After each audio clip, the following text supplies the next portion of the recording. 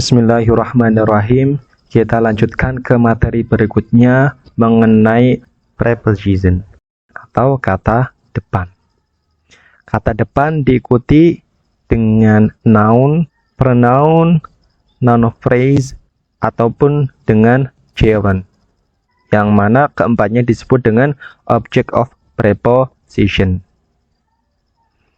Polanya seperti apa? Polanya adalah preposition diikuti dengan object of preposition.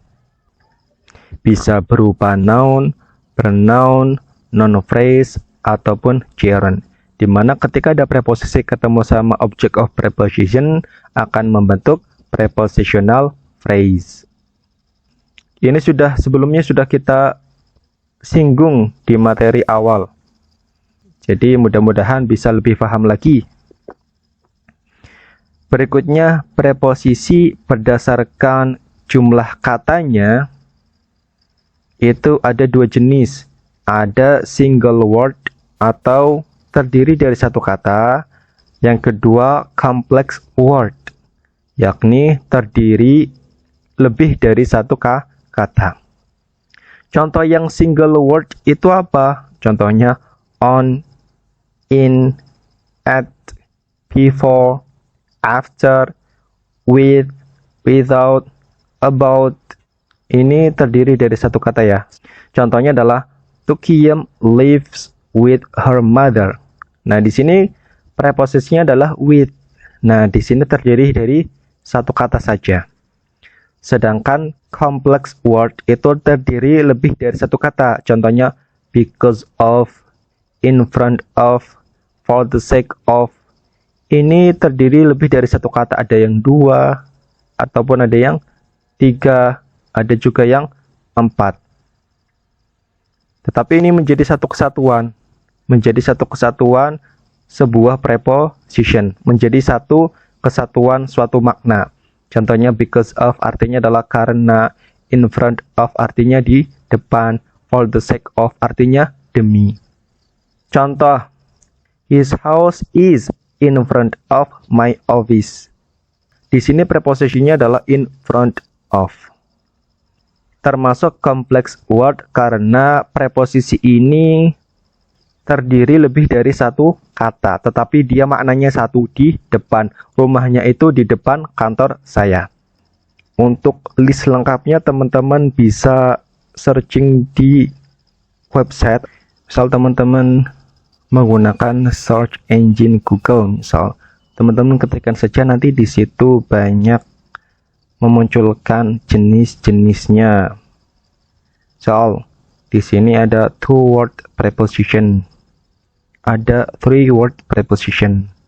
Teman-teman bisa cari saja, nanti di situ akan muncul. Berikutnya, preposisi berdasarkan jenisnya. Ada dua jenis, ada namanya free preposition, ada bound preposition. Free preposition itu adalah preposisi yang bisa berdiri sendiri dan dia tidak terikat dengan kata sebelumnya. Contoh, after, before, on, in, at. Artinya dia berdiri sendiri, tidak ada kaitannya dengan kata sebelumnya. Contoh, saya tinggal di Bandung. I live in Bandung. Nah, di sini ada in, di mana in di sini tidak menjadi keharusan ketika saya menggunakan live, maka harus ketemu dengan in. Bisa saja I live on Brawijaya Street, itu boleh. Artinya tidak ada keharusan live itu selalu diikuti dengan in. Contoh, dia sampai sebelum saya. He arrived before me. Nah, di sini ada preposisi before. Nah, dia juga tidak ada keharusan ketika ada arrived selalu diikuti before, tidak. Nah, berbeda dengan yang bound preposition. Bound preposition itu preposisi yang terikat dengan kata sebelumnya. Kata sebelumnya itu bisa berupa verb, noun, ataupun adjective. Ya, contohnya apa? Depend. Depend itu memiliki pasangan dengan preposisi on. Reason memiliki pasangan preposition for. Afraid memiliki pasangan preposisi berupa of. Depend on, reason for, afraid of. Ini yang namanya bound preposition. Sudah menjadi pasangannya. Depend kelas katanya verb, reason kelas katanya noun, afraid kelas katanya adjective. Contoh, itu bergantung padamu. It depends on you. Oke, karena depends itu sudah memiliki bound preposition, yang mana pasangan preposisinya adalah on. Tukiem takut dengan anjing itu. Tukiem is afraid with the dog. Nah, di sini ada kata afraid. Afraid itu pasangan preposisinya berupa of, karena dia sudah merupakan bound preposition. Apalagi contoh untuk bound preposition? Contoh lain, misal noun yang diikuti preposition, ada attention to, artinya perhatian pada, objection to, keberatan pada, relationship with, hubungan dengan. Adjective dengan preposition, contoh angry with, artinya marah pada, proud of, artinya bangga pada, similar to, artinya mirip dengan. Ini pasangan-pasangannya. Contoh lain untuk yang verb diikuti dengan preposition, ada believe pasangannya dengan in, artinya percaya. Look berpasangan dengan for, artinya mencari. Look berpasangan dengan after, artinya merawat. Look berpasangan dengan at, artinya menatap. Ketika verb diikuti dengan preposition, ini biasanya juga disebut dengan phrasal verb. Untuk lengkapnya teman-teman bisa lihat kamus atau juga boleh lihat list bound preposition. Misal kita coba ya. Misal kita coba yang di sini depend. Nah, biasanya kalau yang verb ini sudah muncul di sini, depend on, depend upon. Nah, teman-teman bisa lihat kalau di dalam kamus ini biasanya prepositionnya akan ditulis dengan tebal, depends on. Ini menunjukkan dia pasangannya depend adalah on.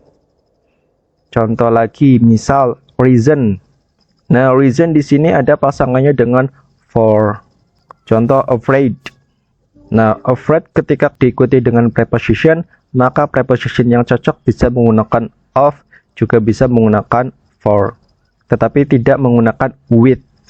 Maka salah ketika kita menggunakan afraid with tapi afraid of. Atau teman-teman juga bisa lihat di website. Ini teman-teman bisa searching aja, nanti akan muncul banyak list yang teman-teman bisa lihat.